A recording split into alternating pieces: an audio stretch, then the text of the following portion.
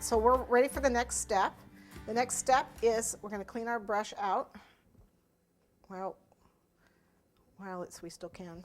It's still a pretty big area, but I am going to use the other brush because that one's just had it. Okay, so the next darker shade area.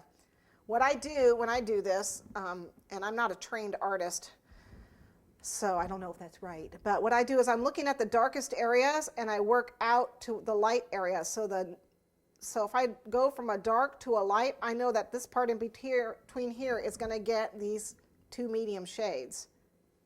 Okay, I know I have to go from light to not quite so light, to a little bit darker until I get to the darkest. So those are the areas that I'm going to blend. And I've got them all over. I've got a few of them here on the top. Oh, that's a little dark, isn't it? A couple of them up here. It's a little darker than I'd planned. Obviously, we have this area here. I'm going to shade this a little bit more. There we go. Remove a little bit of the color.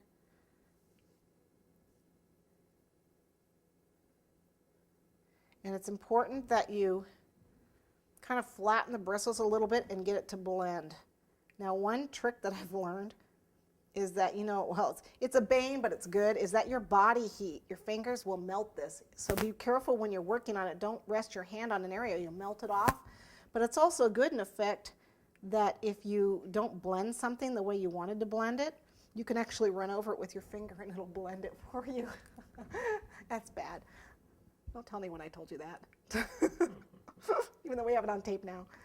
So here we go. We're going to go ahead and just work some of these areas. Just a little bit darker.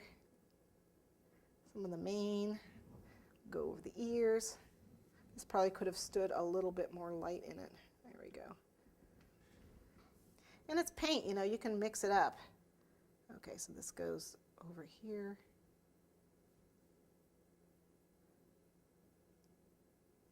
Yikes. It's almost like my brush is not cooperating. There we go. It's a little bit better. Yeah, if I were doing this, I'd definitely blame the brush. I'm getting streaks. Okay. Blame the brush. When in doubt, That's right. blame your tools. That's right. You got to have good tools. How can that ever fail?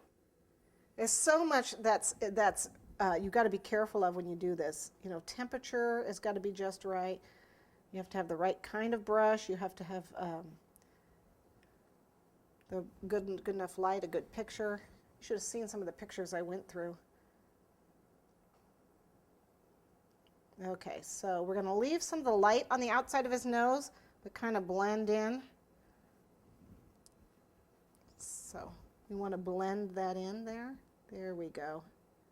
So we don't have a hard line. Those are called soft lines, where it changes from one color to another. Well, actually, I don't know if that's what they're called, but that's what I call them. Okay. That's what they're called now. That's what they're called now. That's right. That's what I'm calling them. Okay, so we got a little bit of the whiskers going on here. We have the mouth.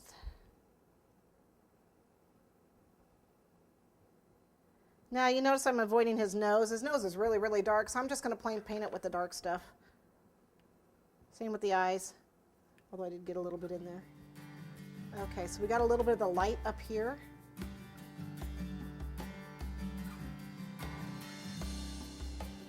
All right, a little bit of light on this cheek. Don't have to worry about his mane.